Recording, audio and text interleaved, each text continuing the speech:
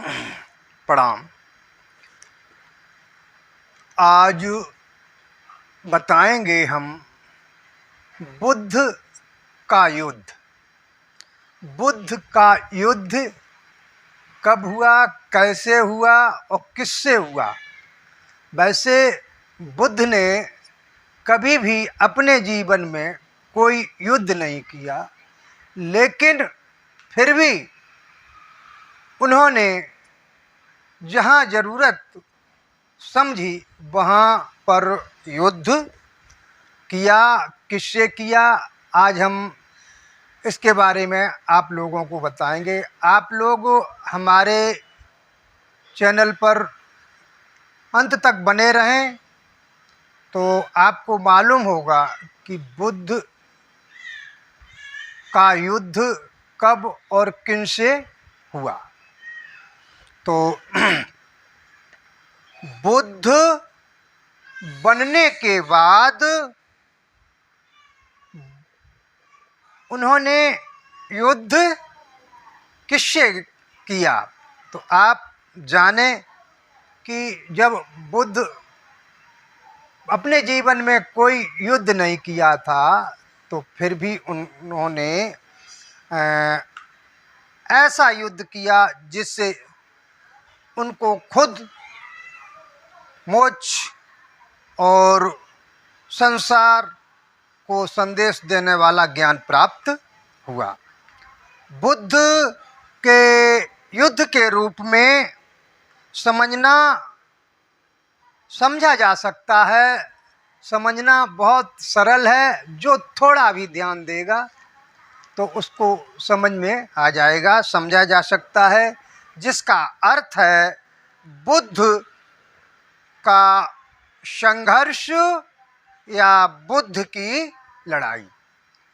अब बुद्ध का संघर्ष किससे हुआ, बुद्ध की लड़ाई किससे हुई, इसके बारे में हम आपको बताएंगे कि बौद्ध धर्म में विशेष रूप से आध्यात्मिक संघर्ष, आंतरिक युद्धों को संदर्भित करने के लिए प्रयोग किया जाता है कि जो शरीर के अंदर कौन कौन सी ऐसी चीज़ें हैं जिनसे बुद्ध ने युद्ध किया, जिससे उनको मार करके और उन पर विजय प्राप्त की, उन पर विजय प्राप्त की। तो बुद्ध ने अपने जीवन काल में आंतरिक शत्रुओं को हराया और क्रोध, अज्ञानता और मोह ऐसी चीज़ों पर उन्होंने विजय पाई और इनको अपने संघर्ष से उनको हराया। बुद्ध के शत्रु इन्हीं पर विजय पाई। यही बुद्ध के शत्रु थे और इन्हीं पर उन्होंने विजय पाई। यही बुद्ध का युद्ध माना जाता है, यही बुद्ध का युद्ध माना जाता है। बौद्ध साहित्यों में मार नामक एक शैतानी शक्ति का उल्लेख है जो बुद्ध के मार्ग में बाधा डालती थी और बुद्ध के द्वारा मार को पराजित करने को बुद्ध का युद्ध कहा जाता था। बुद्ध बनने के लिए मार से युद्ध किया। तो मार क्या चीज़ है? ये हमारे आपके शरीर में के अंदर बुरे विचारों का एक झुंड होता है जिसे बुद्ध ने मार का नाम दिया है। जिसे बुद्ध ने मार का नाम दिया है।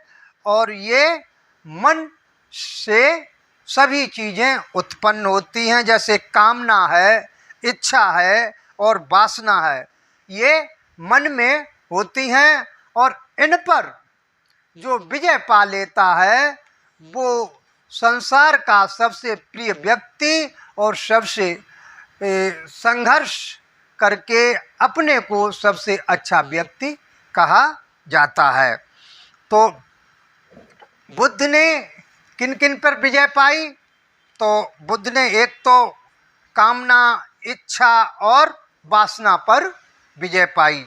तो ये उनके शत्रु थे, बुद्ध के शत्रु थे। और दूसरी, मार पर विजय। इनका जो झुंड होता है, एक समूह होता है, उसको मार कहते हैं।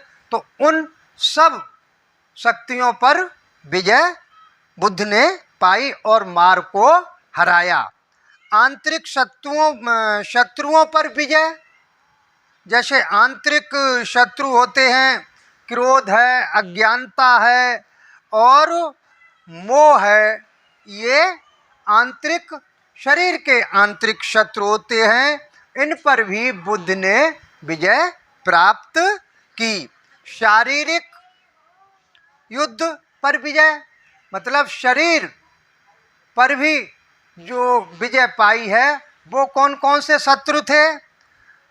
यक्ष, अलवक, गजराज, नालगिर और अंगुलमाल और देवदत्त जैसे तमाम ऐसे लोग थे जिन्होंने बुद्ध के शरीर पर हमला करना चाहा, लेकिन बुद्ध के जो ज्ञान से